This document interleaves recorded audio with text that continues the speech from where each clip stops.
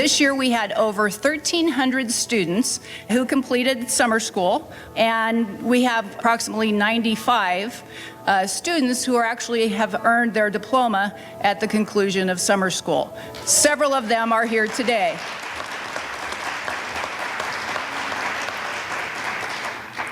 The students that we're recognizing today represent every school in our district. As I thought about our summer school graduation celebration, the word endurance came to mind. Endurance. Endurance in this instant might be defined as the ability of an individual to exert him or herself and remain active for a long period of time, as well as their ability to resist, withstand, recover from, and have immunity to fatigue. So tiredness, in other words. When you get tired, you continue to stand. Success in any venture lies in holding on even when others around you let go. Sadly, some of you have watched others let go, and as a result of that, they are not sitting here with you today.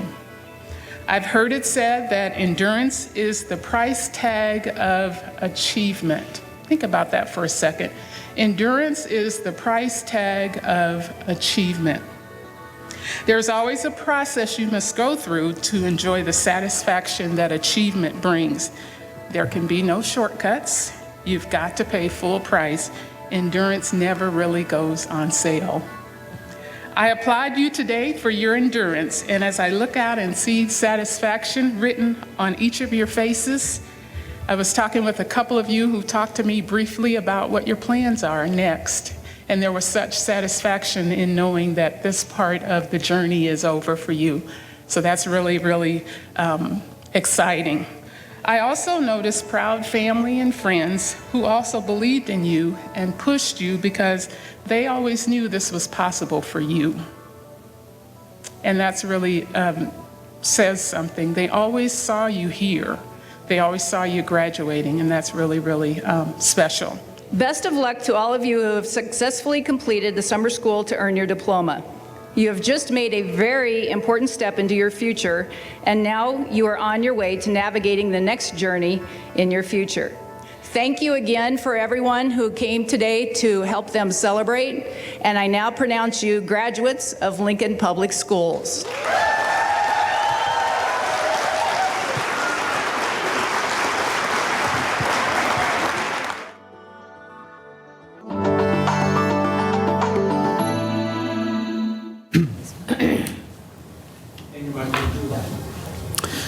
I call to order this meeting of the Lincoln Board of Education for July 26, 2016.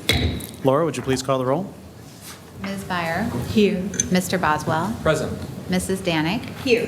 Mrs. Duncan. Here. Mr. Mayhew. Present. Ms. Mumgard. Here. Mr. Schulte. Here. I would note that the Open Meeting Act is posted at the rear of the room, and we have 5 sets of minutes for your approval. Are there any additions or corrections? We've been busy. Seeing none, those will stand as approved. Next, under special reports, presentations and celebrations of success. This evening, our student celebration will feature student music that comes out of the annual Lincoln Public Schools Summer Middle School Strings Camp, which was hosted at Lux Middle School earlier this month. So the Board of Education welcomes Del Whitman, a Lincoln Public Schools music teacher and leader of the Summer Strings Camp, as well as a wonderful student strings quartet with these students. Anna Cooper on violin from Lux Middle School, Lars Peterson, violin from Scott Middle School, Josh Dews, viola, Lux Middle School, and Lily Ripito, cello from Irving Middle School. Welcome, Del.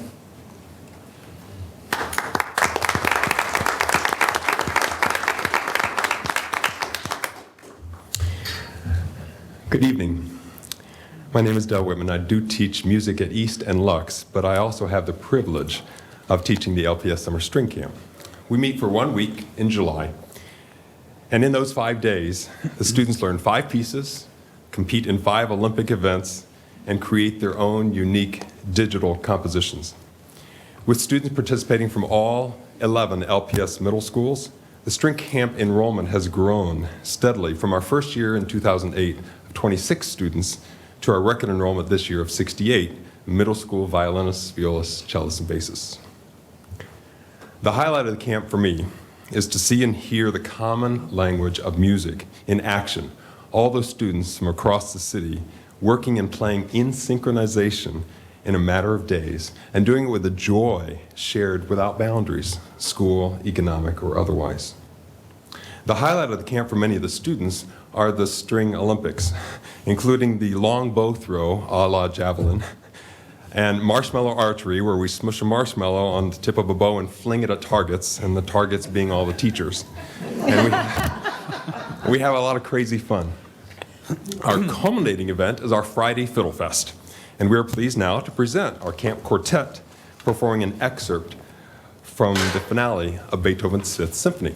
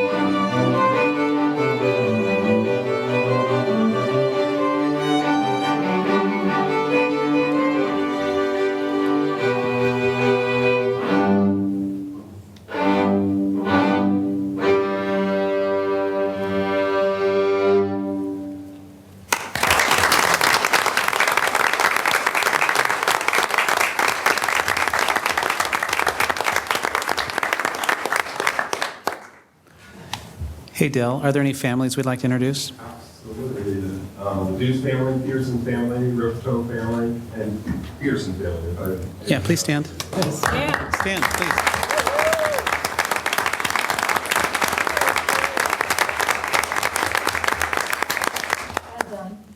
Thank you. Annie? My daughter attended your camp 2 different summers and had the best time.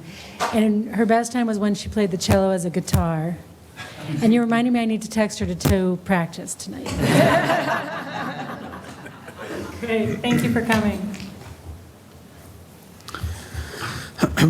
Next, under special reports, presentations, and celebrations of success, I would like to recognize Kathy Danick.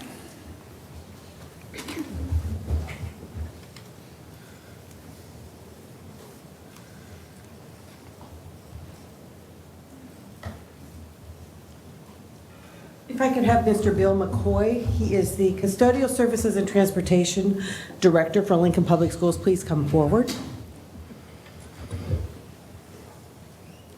I want y'all to think about what transportation means. To most of us, it's just getting us from point A to point B.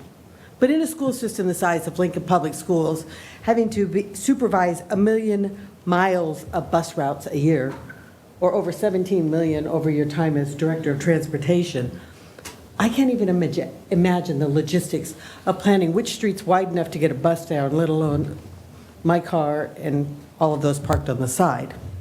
So for that, I'm grateful because I never see a bus hit anything on the way to it. But I'm really grateful because what you do is you bring our most precious cargo to school each and every day, and that's our students. Our students rely on that transportation. And while we don't have the transportation a lot of states require, it is indeed a needed part of Lincoln Public Schools. So tonight we're honoring Mr. Bill McCoy with the Art Keller Achievement Award by the Nebraska School Transportation Association. And I had to ask Bill because I Googled Art Keller and I knew he wasn't a DEA agent, and I was pretty sure he wasn't a baseball star. So Bill informed me that he spent 40 years plus as a transportation supervisor in York, Nebraska. And he was so honored with his work that they named an award for him.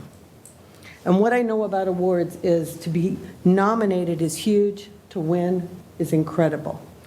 Bill, Lincoln Public Schools has long valued your service. And we know you're retiring this year, and you will be greatly missed, not just in our transportation department, but for actually stepping up and managing 2 departments when we had to put them together in our custodial services. So I'm going to read a proclamation, and I would like Mr. Mayhew to take this as a motion.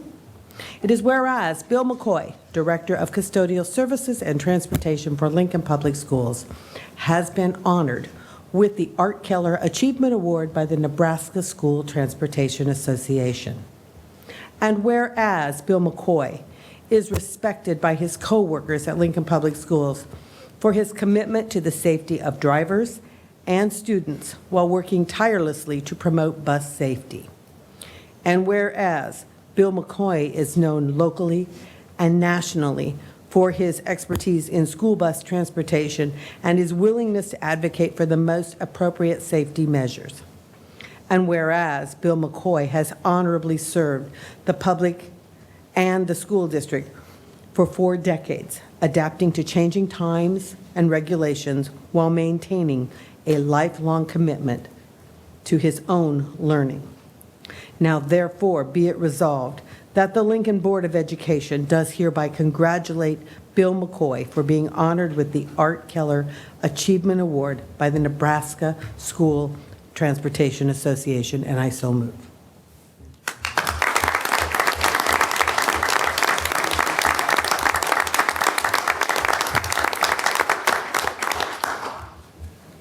Well, if I may, I'd like to make a few comments. Please. First of all, thank you, Mrs. Danik and President Mayhew and other distinguished board members and Dr. Joel. I really appreciate you taking time to recognize this evening. I wanted to give you a little bit of background about NSTA. Back in 1968, 22 gentlemen from across the state of Nebraska got together in Kearney and held the first ever meeting of the Nebraska School Transportation Supervisors Association, and now it's referred to as the Nebraska School Transportation Association. NSTA provides opportunities for school transportation personnel, educational administrators, classroom teachers, and safety leaders throughout the state to work together in fulfilling the goal of providing the safest and most efficient transportation possible for all students in the state of Nebraska. Art Keller worked for York Public Schools for 41 years, retiring as transportation director in 2006. I had the opportunity to get to know Art before he passed away in 2009. And when the association decided to name a recognition in his honor, honoring his legacy, I never dreamt that one day I would be the recipient of that. When I was receiving this recognition back in June of this, earlier this summer, it was both a very humbling and surprising experience for me, as you might imagine. First and foremost, I want to give credit where credit's due, and that's with our great transportation team. Our route supervisors, our transportation mechanics, our office staff, our dispatchers. First and foremost, though, our school bus drivers and our transportation paras who labor every day on the front lines, rain or snow, ice, whatever the conditions are, they're out there serving the needs of the students. And without them, we couldn't live up to our motto of the first and last classroom of the day. I'd also like to thank Dr. Joel, and Dr. Weber, Dr. Stavum, and other members of the executive team, past and present, for their support of me over the years. I've greatly appreciated that. And I would be remiss if I didn't give a shout out to my boss, Dr. Standish. She has been a great inspiration. She's a true advocate for kids and for education, and she's been a great inspiration to our leadership, our business affairs leadership team. And I have grown greatly under her leadership in just the past few years that she's been here with us. And so, Liz, thank you very much for that. And again, I just want to thank you from the bottom of my heart. I've had more fun in 40 years than anybody should be allowed to have. So thank you very much for this recognition this evening.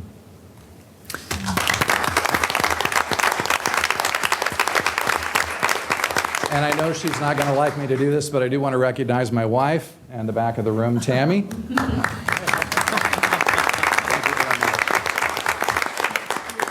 Thanks, Bill. There's a motion on the floor. Lanny? Second. Discussion? All right. Laura, would you please call the roll? Ms. Byer? Yes. Mr. Boswell? Yes. Mrs. Danick? Yes. Mrs. Duncan? Yes. Ms. Mumgarde? Yes. Mr. Schulte? Yes. Mr. Mayhew? Yes. Moving on to public comment. I have 2 cards from folks wishing to address the board. First is Michelle Howell-Smith. And Michelle, once you begin your comments, you'll have 5 minutes.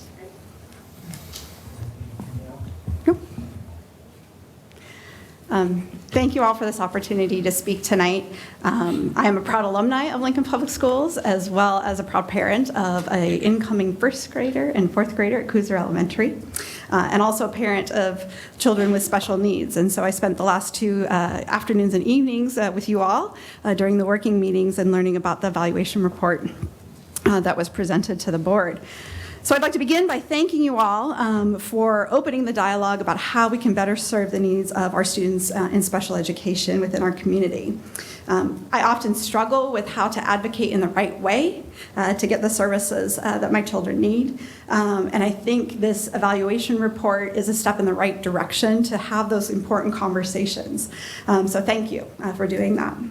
I also wanted to thank Mr. Levinson, and I'm sorry, I thought we would be able to talk earlier and he's not here, but anyway, in absentia, I would like to thank him, particularly for expanding the dialogue on this issue to not just students who qualify for special education services, but all students who struggle to learn.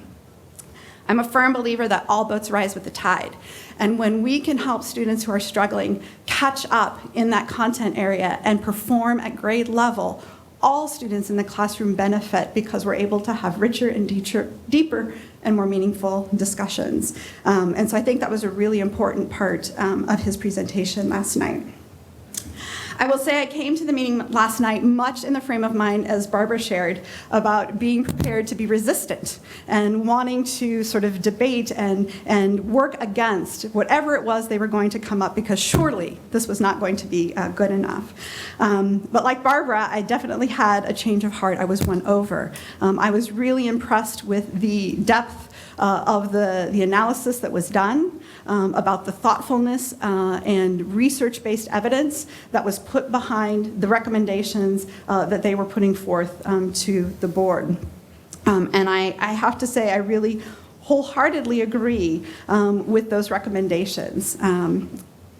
That said, I do have some concerns about parts of the report, and in particular, the way that particular presentation felt to me as limiting the parent voice in the process. I'm a research methodologist. It's what I do for my day job. And I'm very concerned when I see a survey sent out to a very diverse community such as ours using only one medium. An email sent out on Monday, your evaluation or survey is due by Thursday, and there was one reminder sent. That makes a huge amount of assumptions about parents of children with special needs, that they have access to a computer, that they have an email account, that they check their email account regularly to respond to something within that short of a time frame. And that doesn't take into account all of the people for whom that prohibits their involvement in the conversation. And so a 10% response rate, while it may be typical in the types of surveys that they do, I don't feel it's at all appropriate to make generalizations based on that unrepresentative and biased sample. And so we need to use caution, I think, when we see things on the news that 90% of all parents think LPS is doing a great job for special education students. 90% of the people who took the survey maybe thought that, but that doesn't speak for all of the parents who are involved. So I wanted to put that out there. There also are some other concerns, and some were brought up at the working meeting today, in terms of the absence of commentary on early childhood education and the VOICE program. And as a parent, my kids directly were reflected in the report that DMC gave yesterday. They're school age, they're in elementary school. But if my child was still in preschool, I would have felt very silenced by the presentation that was made. I took my time to fill out the survey, to make copious comments in the open text fields, and none of that was reflected in what was presented to you all. So as a board, I would challenge you to ask for more information. I get that he wanted to prioritize and help you focus, but I also feel like you have a right to the summary of that data, and so I would encourage you to do so, because many people put time and effort into making that feedback.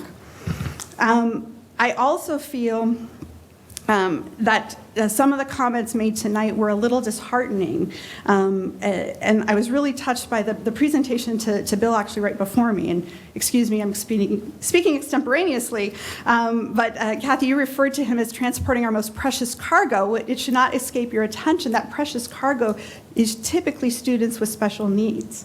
So it's really timely that that happened in conjunction with this report. We're at 5 minutes. Can you summarize? Yes. So I will say that our precious cargo is very important. Our children are not defects. They deserve the highest expectations that we have. My last comment is that in support of the report and the recommendations going forward, that I am making a personal commitment to being part of that team, those many sleeves that need to be rolled up. And I look forward to working with the board and with the district staff to help change our business model from business as usual to business as exceptional. Thank you for the few moments to wrap up. I appreciate your time. Thanks for your comments. Thank you. Next, I have Wanda Caffrey from LEBA.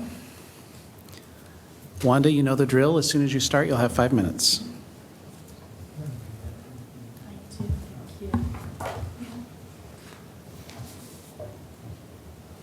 Good evening. Wanda Caffrey, Chair of the LEBA School Liaison Committee, and I'm here tonight to deliver our comments about the proposed LPS budget. The statement that you're being handed has gone through the School Liaison Committee and been approved by the LEBA Board of Directors. This year's proposed LPS budget contemplates an increase of spending about an additional $22.6 million, an increase equal to about 6%. LPS officials attribute this increase in spending, at least in part, to an estimated growth in enrollment across all grade levels. Accounting for that growth in student enrollment plus inflation would suggest a budget increase of only 3.25% using a growth plus inflation formula that LEBA has used in the past. Instead, the proposed total general fund budget spends $402.4 million, much of the funding for which is derived through property taxes. And while school staff and elected officials may toot the fact that the overall tax levy will remain relatively flat, the fact is that Lincolnites pay more money every year as property values increase, and with no hope for any tax relief. Lincoln residents and members of the Lincoln Independent Business Association are very supportive of their public schools. Bond issue after bond issue for construction and renovation of our schools has been approved, and each has been supported by LEBA. Each bond issue that passes represents an affirmative decision by taxpayers to pay more so that we can expand the reach of our public schools. Lincoln taxpayers and LEBA have not balked at the district's willingness to pay our teachers good salaries. As reported by the Nebraska State Education Association in a publication from November of 2015, starting salaries for public school teachers in Lincoln are higher than any other school district in the state, starting at almost $42,000 per year plus benefits. The same publication reported that Lincoln Public Schools also pays the highest maximum salaries for teachers in the state. And the district has committed to giving our teachers raises year in and year out, including an additional 3.18% increase this year. This year's raise alone results in additional $7.8 million in cost to taxpayers. By nearly every measure, Lincoln is a community that supports its public schools, both financially and otherwise. By the same measure, the members of the Lincoln Independent Business Association have been supportive at nearly every turn.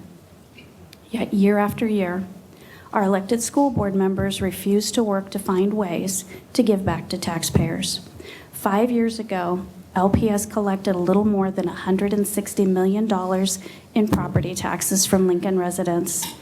This year, the district plans to collect more than $201 million, an increase in taxes collected of more than 25% over a 5-year time period. Even as property values increase throughout the city, the LPS tax levy remains at its absolute maximum levy. This means Lincoln taxpayers pay more with their hard-earned dollars to the district, regardless of whether their household income improves.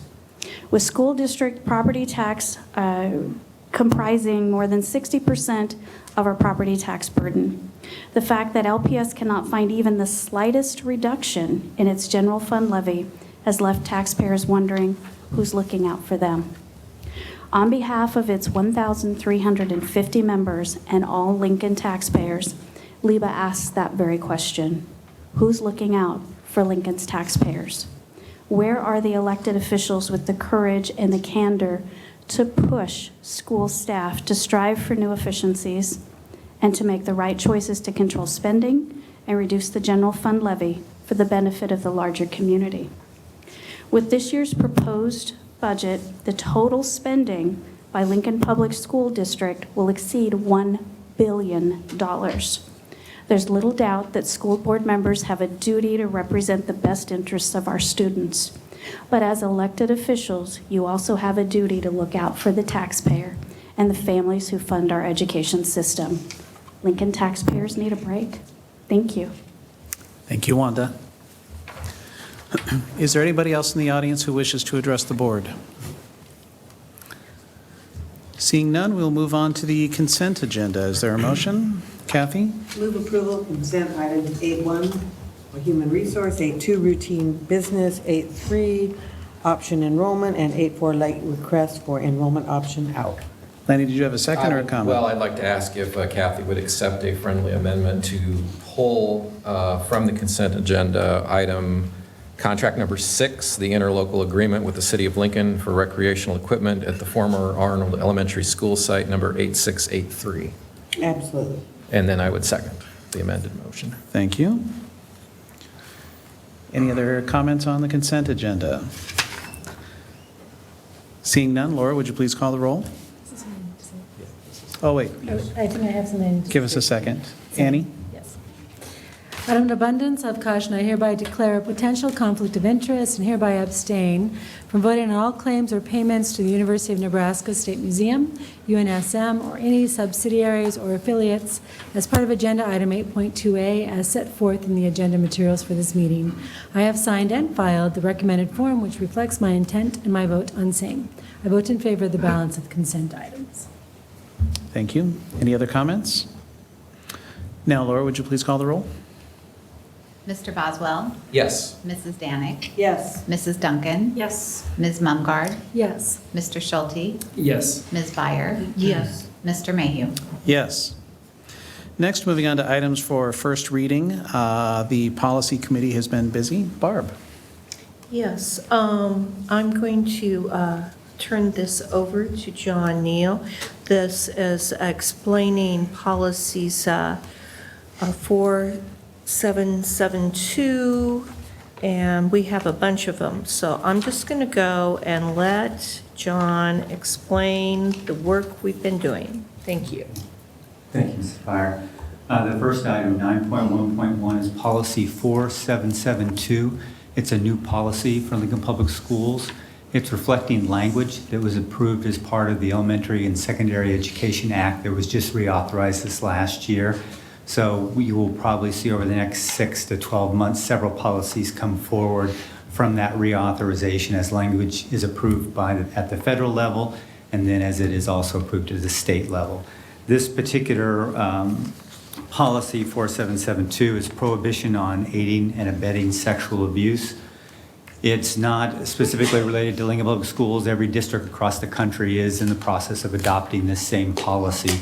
We did make one change in committee. It was the original language from the authorization included the phrase that there was an issue with a minor student, and that language was taken out to allow it to be more inclusive and provide a greater sense of safety for our staff and our community. I'd be happy to answer any questions about the policy that you have. I don't see any. Second item, 9.1.2, is policy 5502. This policy has been revised. You'll notice in the amended draft that's in front of you that the procedural steps have been moved to a regulation, 5502.1. That's a new regulation. The policy continues to reflect the intent of the district, which is to work with governmental officials as they work with families and students to the best of our ability, but also keep an eye to the instructional day and student sense of safety and well-being in the schools. So the regulation includes all the procedures for administrators and leaders in the building to provide for the safety of students as they're in school, but also provides them the guidance on how to collaborate with outside organizations as they do need to talk to students and to their families. I'd be happy to answer any questions on 5502 as well. Okay. Item 3, 9.1.3, includes 5 policies that have small changes that have come about from legislation either at the local level or at the federal level. The changes that we're recommending in these revised policies do not change the intent or the scope of the policy, so they've been clustered together as a single item, and I'd be happy to answer questions about any of the 5. Lanny? On policy 6570, student report cards, I noticed that there was a change from language from reported to made available. I was wondering if you could explain the intent behind that change. The change from reported to made available is to include the opportunity to see it online, which is not technically always pushed out to families. So we have some grade reporting that is pushed out. It's actually delivered out to families, and other that's just made available and online. The new language allows both of those to occur. Okay, thank you very much. Okay. And finally, the 4th item is policy 8420, participation by citizens. This policy was revised to include practices that had developed over time and to change the policy to match those reflected changes. It includes guidance on how people engaging in public comment at board meetings come to the podium, how they're introduced, how they're put in order, what we do if we need additional time or organize with extra speakers. The goal is to try to create in policy and share with the public the procedures so when they come to the board to participate, they know what to anticipate. I'd be happy to answer any questions on this policy. Matt? I was part of the policy committee and part of the discussion on this, and although now that walk down the road a little bit, I think there's a portion of this policy that I'd like to revise or have us consider revising. That's in point 3. We just had public comment. And I know that generally we don't respond specifically to people, but I feel like it would be very appropriate for me to respond and to have that ability to respond to people when they're standing in front of us, if we wanted to ask one of the presenters today. And so I'd like to see us consider striking the last portion of point 3 that says at the end of public comment or when related business is on the agenda. just because I feel like that it would be very appropriate for me to respond and ask a follow-up question if there was something that was said that I was unclear on. Barb? So, I chair the policy committee, and when we discussed it, I had some concerns about number 3, and as I have reflected further on that issue, I would be in agreement with you, Matt. I do believe that most of our community is well aware that our typical policy is not to respond or ask questions when people are doing public commentary. I do know that those of us who've been on the board for a while, at some point in our career on the board have taken exception to that, usually in a minor way, but the follow-up needed to happen then. I would consider us doing that. I would welcome other discussion from the board, though. Lanning? Yes, thank you. I actually, I agree with the comments that Matt and Barb have made on this. As I read through the language on that, I was thinking back to times that I'd come to speak to this board before I was a board member, whether it was from one of the advisory committees or task forces. And every once in a while, a clarifying question can be really helpful. And as I understood the language that was in the proposed policy, it would limit that because it would limit board members to making comments after everyone had made their comments in public comment. And sometimes it's just easier to interject right at that point or to make a clarification. So my understanding, Matt, of your proposal is that sentence would then read, board members may share, address, or consider issues initiated during public comment, period. correct. Yeah. And I think our practice has been good. I think for the most part, we're here during public comment to listen. But I just don't see a need to lock that practice into a policy that then ties our hands going forward. Kathy? I'm not sure that the language ties our policy. I don't have heartburn either way. But I want us to be cognizant of something of when you start interrogating. And we don't view it that way, but our public may view it that way. People come and talk to us, and they are very, very anxious when they come up to that podium. In fact, public speaking is probably more fearful than death for a whole lot of people. So when you start putting them on the spot and they have their comments written down, sometimes it can be intimidating to that individual. They just want to speak their comments and sometimes fight back into oblivion. But there's also a side note of that. When we have an individual that might be sitting in the audience, and they may have every intent to come up and talk, and we may have scared them away from sharing their comments. I like having it at the end because I like to hear everybody's comments. I don't want to scare somebody off. I don't think it matters either place. It's not that big of a deal. I just want us to understand that as we move forward with this, if we get into a point of controversial questions back and forth with the public as they're asking us something, that we could scare somebody off who would want to talk with us. I also think we have a lot of opportunities for two-way conversation, and that's why we have 2 weeks between a policy introduction and a policy adoption. And I've had questions before in meetings where I'll write down the person's name and I'll go down and I'll have a conversation with them either after the meeting or I'll make a phone call to them and say, hey, let's talk about this. Tell me what you're at. I find that much more valuable to me personally. And again, this is personal, how people handle things. Because that person can give me some background. And I always ask them, how would you have felt if I'd have asked you publicly? And many of them are very intimidated. It doesn't mean that all are that way. They're not public officials. They're not used to speaking in front of cameras. So I want us to be cognizant that if we move forward and strike this language, hopefully we don't get into the practice of all of a sudden start jumping on and saying, by the way, I need to ask you this. I just want us to be cognizant. We want everybody to feel that this is a welcome, open, listening board. We want to hear all viewpoints before we make a decision and not just, okay, that one spoke my side, I'm going to ask a question to reinforce it, and now we're done. So, I'm done. Annie? Well, it wasn't too long ago that I was sitting over there, And I have to admit, my first couple meetings when I was sitting over there, I was really surprised there was no dialoguing. But I think I really have come to appreciate the fact that it really is a time for commentary and not dialoguing, because dialoguing can go into that sense of being questioned, because so many times it comes from a sense of belief and a feel, and this is what, and any kind of questioning back from us, because we sit way up high and behind this big thing here, it seems like a little bit. My point, so a year ago I would have totally been on board with you, but I kind of feel it as a board meeting. To say there's public commentary is exactly that. It's a time for public commentary.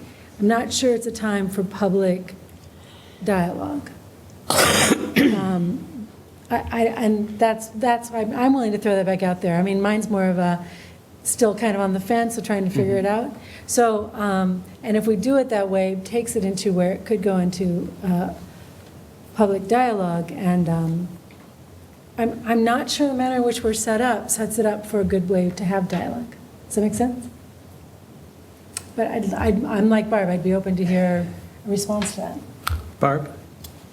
I'll wait until Connie has a chance to comment. I just have a question. If we're going to have public comment for 5 minutes, then are we going to have 5 more minutes for questioning and then 5 more minutes for, how long are we going to have this going back and forth? I guess I'd prefer to say to the person, let them speak, and then we can have coffee with them or meet them another time. How far are we going to go? Well, from my perspective, democracy, which is what we engage in here, is a messy business, and I feel honored to serve with you all, that we all have a value of going and appreciating, listening to the public and hearing them out. But at the same time, there are times that it's okay that we have a dialogue. I think that it is fundamental to the value of communication. And communication is key to a functioning democracy, even with a school board. And communication is best when it's public, particularly when we're talking about handling taxpayer resources, helping our community educate and raise our children. I think that there is huge value in public discussion. Keeping in mind that sometimes public discussion is lengthy, uncomfortable, irritating, downright infuriating, but it is democracy, and I don't want the alternative. Not that this little change is a huge step towards the alternative, but I do think that it's good for us to retain that ability for board members to engage in a dialogue. I think that we have not had a problem with going and having dialogue with the public. We, as board members, have abused that ability, and I've been on the board for 11 years. I've watched the board for many years before that, and frankly, 99.9% of the time, we have stuck by that value. And so I would just like to keep it, because every once in a great while, and it's been a while, but it'll probably come up again sometime for each and every one of us, I want to ask the question. I want to ask the question while it's fresh in everyone's mind. I want that person to be able to respond to me. And I want everybody in the audience, both here and on TV or the podcasts or whatever, to also be able to hear it, because that's the participation part of democracy. And I want our public to realize that we're really committed to those values. So that's the reason why I would like to go and strike the end part of this sentence and just keep our values as we have for these many years. Lanny? I wanted to respond to a couple of the concerns, and I want to appreciate my colleagues for raising those concerns. I think in terms of how much time is available to speakers and whether or not questions would open that, I would note that in the policy as it exists today and as it's proposed, that at the discretion of the chair, the speaker may be allotted additional time. So I do think that the chair of the board has a role during public comment to make sure that it's flowing smoothly, to make sure that speakers have the time that's required. You may have noticed tonight that Dawn let one of our speakers go for about another 20 seconds so that she could complete her thought, and I think that's just part of being a good chair. And also I think that that relates to the concern that it could turn into an interrogation. We have not had this language in our policy before, and we have not had an issue, at least not recently, with speakers being interrogated by board members. But again, if that were to happen, it's the role of the chair to say, okay, that line of questioning is out of order. We're going to move on to something else. I really think this is a solution in search of a problem. We've been able to handle our public comment very well, even when we've had 80 people in this room speaking very passionately with a lot of divisiveness over the thought and the content, but speaking very civilly. It just seems unnecessary to me. I've got Annie and then Matt. He answered the question. You said your stuff, Matt.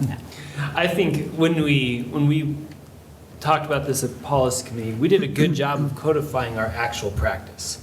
I mean, that's what we presented here.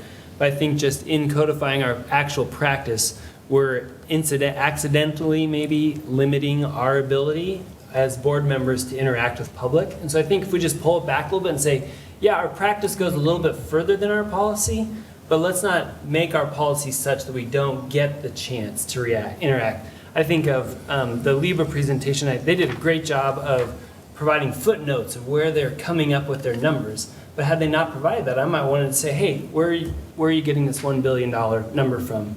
Just as a clarifying question for me. And so I guess I think that's just a good example of how it might be used. And we can continue with our practice as it is and not limit our ability to then respond or ask a follow-up question in a very appropriate manner. I think we're all very capable of, if someone were to come up and say something that was absolutely inflammatory, we would be very capable of handling that appropriately and respectfully, knowing that many of us up here have very different views on very inflammatory. Yeah.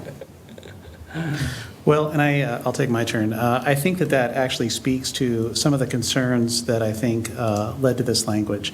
And keeping in mind that I don't think that there's any intention to reduce public engagement. I think what this is about is just that 5 minutes that we do twice in a meeting to talking about public comment. We are still expected as elected board members to have discussions and dialogues with people from the community. We have public forums where we invite feedback from the community or other public conversations. So this is an attempt to limit engagement or to limit dialogue or to limit the democratic process. It's just an attempt to try to ensure a consistency of experience during the public comment section. One of the things that occurs to me is that during public comment, that's not when we do business. We do business during the regular agenda. And my understanding is that our public comments, the way that we have them, is actually pretty liberal compared to other districts in the state where we have 2 opportunities and people can talk about anything, whether it's on the agenda or not. And I know that one of the concerns could be that somebody comes up and speaks to something that's not on the agenda. Somebody on the board feels compelled to to jump in support or to argue to say, no, that's not true, that's factually inaccurate. Somebody else from the board then might be inclined to leap to their defense. And then we end up in a protracted conversation about something that's not even on the agenda. It seems like our conversations are best served when they are following the agenda. People know ahead of time what we're going to be talking about so that they can, plan or prepare or whatever. I know one of the emails we got raised the concern of what if somebody comes in at the 11th hour, we're getting ready to vote on something, and they present some information that might affect the vote. And I think that's a highly unlikely circumstance. I think if people have information on something that they know we're talking about, they tend to reach out to us ahead of time. But also, I think that that's not really reflective of how we work. During public comment is not when we have substantive conversation about something that we're going to vote on. And I think that if something came up that truly was substantive, then what our process has been in the past would be to ask the committee maybe to revisit that, to pull that issue, and to go revisit it and see if there is some new information that we need to take into account. I agree with the idea of being able to do some type of a clarifying question, a follow-up. I didn't quite hear you. What was that? What was that number? And if somebody was going to say, I didn't hear you, what was that number? In my role as chair, I would not be inclined to rule them out of order based on this policy language. But we also don't want to get into the situation where there's something that I care very much about on the agenda, so I invite a buddy to come up and do some public comment, and then I say, what was that again? Can you go through that again? And then wait for them to get more time. Now, as Barb suggested, I think that historically this board has done really well with this. But our good behavior, I think, does not necessarily mean that the existing language isn't open to some abuse. And that, I think, is what the attempt was to try to address. Another question that comes up is that people will come up and they will ask us questions. They'll say, here's this thing, and I'm really upset about it, and I want an answer. And that's not the form that we would answer on something like that. The way that we speak as a board is when we vote. Somebody could come up with a question, I could give an answer, Lanny might think completely differently, he gives a different answer. That's not how we speak as a board, and the whole thing then just ends up getting very murky. And it seems like it has been cleanest when we agree among ourselves that public comment is for the public. We'll listen, we'll give them their chance, and then we can have our substantive discussions during the regular agenda. So again, I guess I'd be open to considering a change in language, but I do think that there are some very valid concerns to the policy language the way that it exists now. Kathy? I think one of the reasons we came to this compromise, and it was a spirited discussion, was because there was no place for it before for us to comment. And it was to try and figure out how we could have a place that board members could ask those questions and still stay within the confines of the 5 minutes, so that, as Connie said, you got 5 minutes plus 5 minutes plus 5 minutes plus 5 minutes with the same person. So I do think that was our search. I think we had 4 or 5 different attempts at the language, if I remember correctly, during the meeting, and trying to land on something that seemed palatable to everyone. And for me, this gives us the opportunity. Maybe it doesn't say at the end of public comment, maybe board members may share, address, or consider issues initiated during public comment, period. But I do think that that's kind of an understood. I've never seen anybody barred from asking a question. I don't think this bars us from asking a question. I think it tells the public when we might ask the question. And that's the one difference. Matt? I guess I understand. I really appreciate the conversation we're having. I think we all agree that public comment is good for everybody. We want everyone to have the chance to speak. I guess I would like to see us revise this policy before it comes back for a final vote for next week. So I'd like to make a motion to amend this policy. Is that the appropriate way to handle this, or what do you? Well, we can't, it's just for first reading tonight. Yeah. Let me ask this, is policy committee meeting between now and our next board meeting? I don't There believe can so. be. Or not? We could, I mean, it's not, we don't have a scheduled one.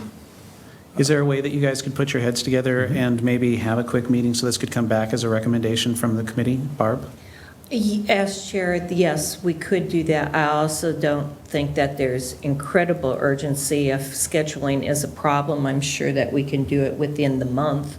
because we're still in summer and we have school starting. So I want to be appreciative of schedules. But yeah, I think that we could. I serve with Matt and Kathy. I assume you are both okay with that.